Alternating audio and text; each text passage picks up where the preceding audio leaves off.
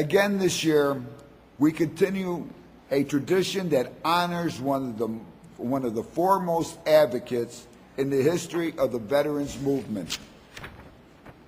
The Jesse Brown Memorial Youth Scholarship Program continues a legacy of service established by the late Secretary for Veterans Affairs, Jesse Brown. His spirit and dedication lives on in his name and continues to encourage and inspire future leaders to serve America's disabled veterans and their families. We are proud to recognize 12 of 2009's top young citizens who volunteered a minimum of 100 hours at VA medical centers during the calendar year. Our scholarship winners have certainly accomplished much in their roles as volunteers and have built lifelong bonds for the veterans they served. The first place scholarship of $15,000 was awarded to Jamal Childs of Washington, D.C. for his dedicated service at the Department of Veterans Affairs VA Medical Center in his hometown. Last year, Jamal volunteered 399 hours serving veterans. Whether working in the biomedical engineering department or working hands-on with patients, he dramatically improved the morale and care of the heroes he served. In fact, he was so highly regarded, he was selected to be a caretaker at the National Veterans Wheelchair Games in Omaha, Nebraska last year.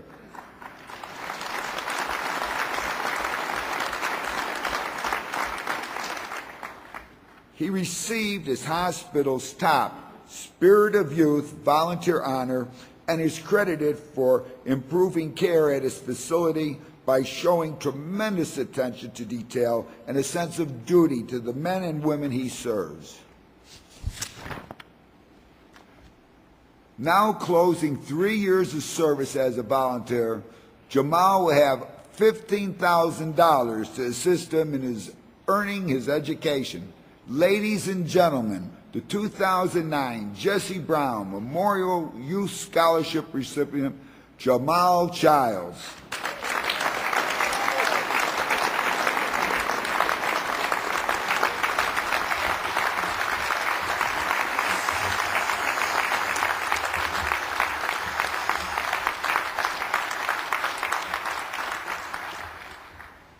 Thank you for that nice introduction.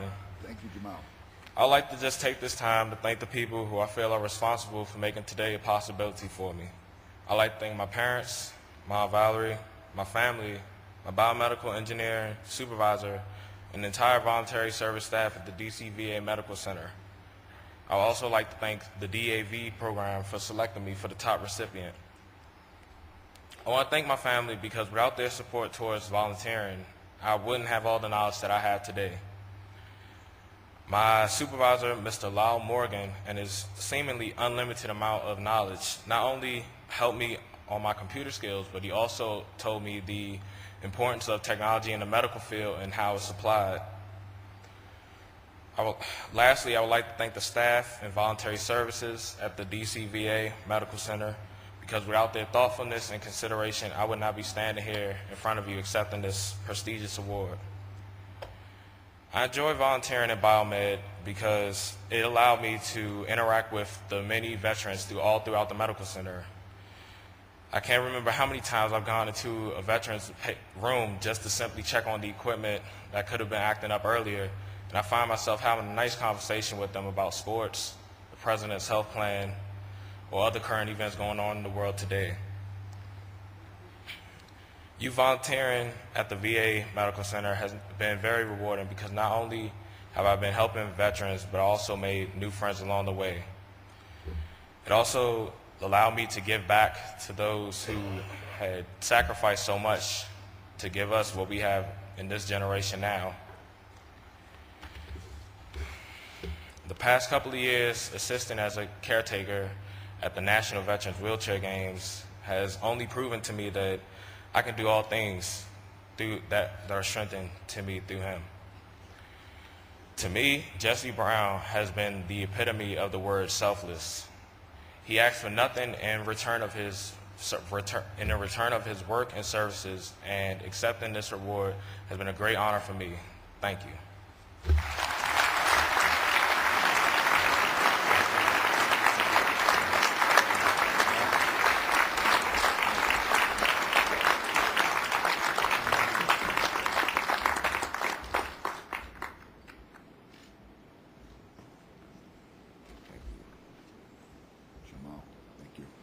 Congratulations, Jamal. I know you put a lot of time in for our veterans, and God only knows the DAV and all the veterans appreciate it. Thank you again.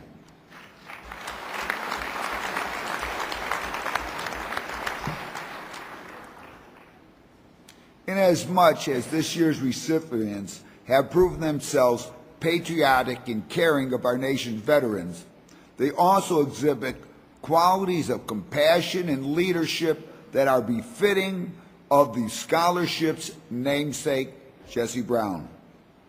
In addition to helping them achieve their educational goals, the scholarship recipients represent a new generation of young people with unlimited potential and desire to continue Jesse Brown's legacy of improving lives for disabled veterans and their families.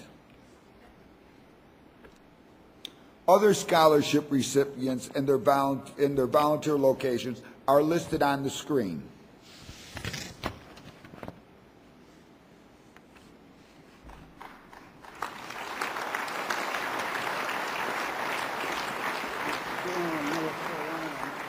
I know we all wish congratulations to all. So thank you for all those fine young ladies and men that have gone and done the scholarship work and has proven as leaders and volunteers.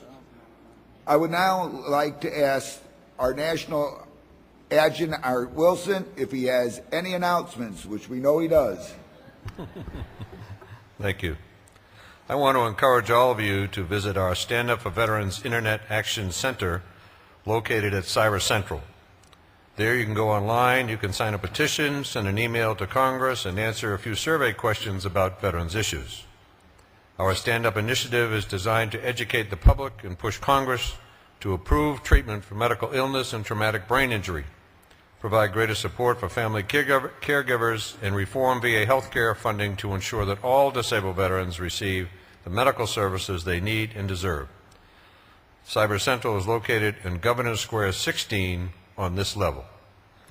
The first business session of the convention will begin promptly at 1:15 this afternoon. The important business of approving the statement of policy of the Disabled American Veterans is scheduled at that time. You will hear the Board of Directors' Treasurer's report as well as my report, and membership awards will also be presented. Beginning this afternoon at 2:45, convention committees are scheduled to meet.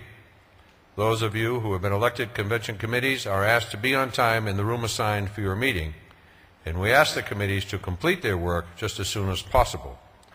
And the National Commander's Reception begins this evening at 7 o'clock in this ballroom. That's all, Commander. Thank you, Art. Ladies and gentlemen, if you will, I will ask the National Chaplain to lead us in a closing prayer.